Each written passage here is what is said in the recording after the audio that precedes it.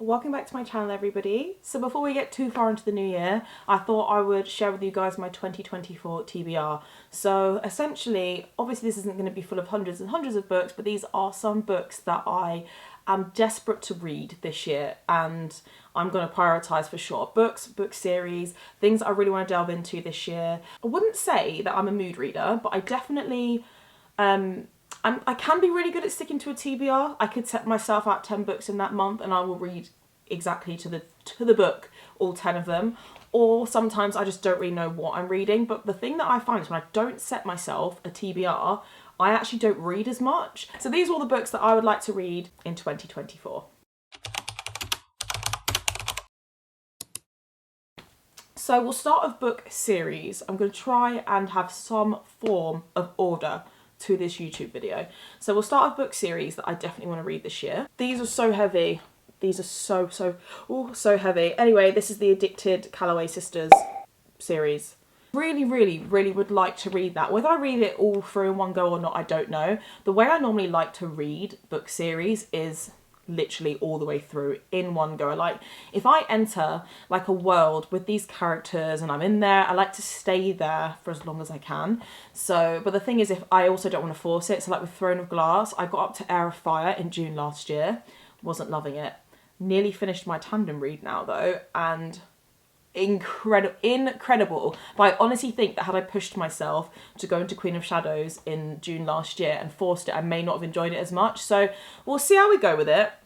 But yeah, I really would like to get into that series. The Hockey God series by S. Massery. These are dark hockey romances, and from what I can tell, they're actually pretty dark. Actually, like Unhinged.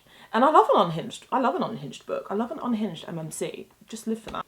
This had been on my TBR multiple times last year, but I'm literally getting to the point where I'm probably going to read these in February because I don't know if I can wait any longer. I really want to read the Legacy of God series by Rena Kent. So if you watched my book haul, which was the first booktube video that I made, I bought so many Rena Kent books because she's got a universe of, I think there's like 30 books. I'm not entirely sure, but this series is the series that I want to read. I'm desperate to read this because, first of all, I've already read Royal Elite. Absolutely loved it. Obsessed with the characters. I know quite a lot of the characters, their children are in this series. It's like a second gen. I love second gen books. Obviously, I'm a bit weird. Now, I know that you can read this series on its own without having to have read anything prior because they are their own stories.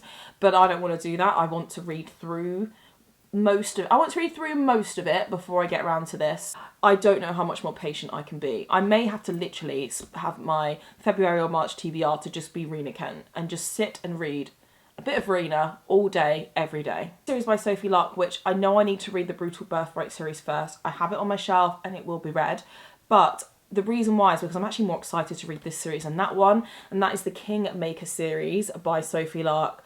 Again, is this second gen?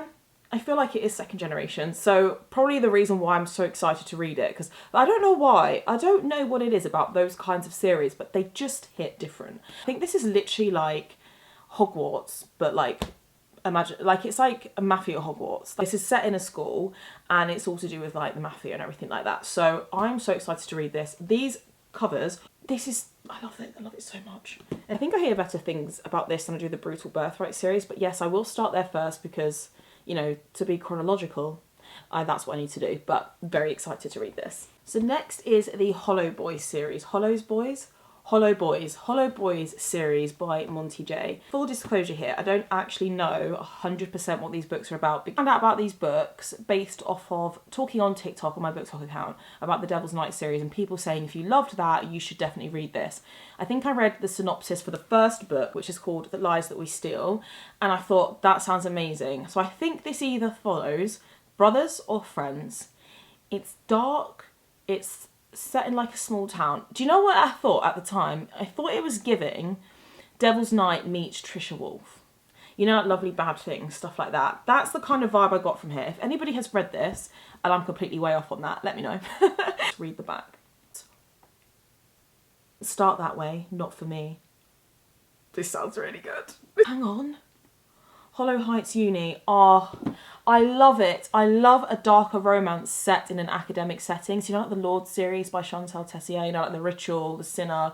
Love that kind of stuff. So, enjoying the... Oh, I might have to read this ASAP. Ones that lurked in the night, things so wicked, so twisted, so evil, they would become the rulers of my nightmares, the Hollow Boys. Clearing the TBR. Clearing the TBR. Actually, I've just refreshed my memory and I will be bumping that up the TBR very soon. Once I have finished reading fantasy, because in January I'm reading Throne of Glass, and then my plan is to go straight into Crescent City. I don't know though if I can do that, because I've heard that the first book of Crescent City is very much world building heavy, and I just feel like my brain might be a bit fried from reading so much fantasy, so I may have to break it up with some dark romance. Very excited. If you've read this and you loved it, please let me know in the comments. Right, now I really want to get round to Trista 6 Venom. Penelope Douglas is one of my all-time favourite authors. I've not yet read this book. I know that this is sapphic. I haven't read any sapphic romances before, so it will be a new experience for me. I know that this is heavy on the bully romance side of things, and to be honest, one of my favourite genres when you combine it with dark romance. I know not a lot of people like it. I actually love it because I just think it brings so much drama and tension to what you're reading that I almost think it's pretty unmatched. It gives another layer to enemies to lovers, which is one of my all-time favourite tropes. On the subject of Penelope Douglas as well, Fool's Boys is one of the other books that I haven't read yet. Pirate Girls comes out this year. This is second gen to the Fall Away series, which has Bully. I haven't actually read that.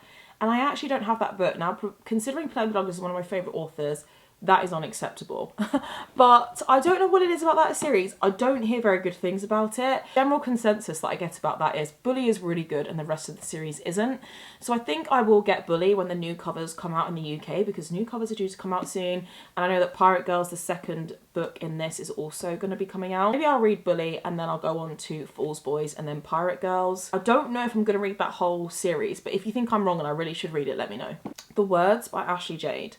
I love rockstar romance. I love enemies to lovers. Don't really love second chance romance as much. I think this does have that trope in it. But the reason why I didn't get around to it last year was every time I had it in my monthly TBR, I would have been so many books into the month by then that I did not want to commit to a, we're on like 650 page romance book. That makes me a bit nervous. However, a lot of people that I know and trust in the bookish community that have read this book, and I trust their reviews, have given this 5 stars, infinity stars. They think that this is the best thing since sliced bread, and so I need to read it. I'm very, very, very excited to read it. I definitely have to put it on my TBR this year. The thing is, I won't probably read it next month because I've got a really hefty reading month going on right now. As I mentioned, I'm reading Throne of Glass and I'm probably going to go straight into Crescent City. That is a lot of reading, a lot of fantasy and a lot of books that are 600, 700, 800 pages. So am I going to then want to go into a 650 page romance book? Unsure, but I definitely will get round to this very soon. So I really want to read The Bittersweet Symphony Duet by Kate Stewart. Flock, the Ravenhood trilogy, Flock and Exodus, they are some of my favourite books of all time, and I absolutely love the way Kate Stewart writes. It's so beautiful, it's poetic, it is really emotional, and I'm obsessed with her writing. There's not many authors I have on my shelf that write like Kate Stewart, and I've heard that this is just as good. And it's also rockstar romance, which again, like I say, is one of my favourite tropes. So yeah, that's not even the first book. This is the first book, Drive. I don't like to force myself to read something just because I feel like it needs to be read. When the time is right, you'll know. Do you know what? Honestly, being a reader, it's actually kind of hard work. I think you'll all agree. It's kind of hard work. It's very overwhelming with there's just so many books that you want to read and not enough time. That's a very stressful thought. Really, really want to read Kerry Lake this year as well. So I know that she mainly writes sort of like gothic, dark academia, forbidden, like teacher-student kind of romance sort of things. I know that this is like a gothic teacher-student romance. This is Nocticadia, which I think is her most recent release. Really excited to read that. The thing is, I haven't read anything by her, so we'll see how I get on with her writing style. But I don't think I've ever seen a bad review for Kerry Lake. Master of Salt and Bones, also a dark romance. I actually have had this on my TBR multiple times last year and never got round to it. Definitely going to prioritise this year for sure, because I just have a feeling she is going to be a bit of me. As I mentioned, Crescent City. This book is bigger than my head. So daunting. It's so daunting. The reason why I want to read this now is because the third book comes out at the end of the month. and I'm terrified that I'm going to get spoilers for this series on BookTok, so I need to get ahead of the game. So, it needs to be read. Right, I need to read From Blood and Ash. I was meant to read this like 2 years ago. I never got around to it, and then I got scared because I saw loads of bad reviews for it. It's a series that there are just so many books, and they've all got the same names. This is like From Blood and Ash, and then it's like From Ash and Blood, Flesh and Fire, Fire in the Flesh, Light Up the Blood. I don't even think that. I don't think that's one. First of all, how unoriginal. Second of all, how many books are in this series? Because I think that's what puts me off starting it. But this is the only book that I own on my shelf. So I think as I own it, I'm going to read it, give it a go. I know it's vampires, love vampire romance, and it's fantasy, and I'm really enjoying fantasy at the moment. I think when I have my break from fantasy after finishing Sarah J Maas's universe, I might pick this up next. Because, you know, there's a lot of books to delve into. I know that people say that it gets a bit boring, gets really dragged out, but probably the only person that hasn't read From Blood and Ash yet, so that needs to be changed. And then the Lord series by Chantal Tessier. I've read the first two. These are the two ones that are out currently, The Sacrifice and Carnage. This is the kind of dark romance that it's really dark. It's really dark. Lots of content warnings in these books. They are an experience, to say the least. I can't read books this heavy all the time, but I do really enjoy it when I do get round to it. So I will definitely be finishing this series this year for sure.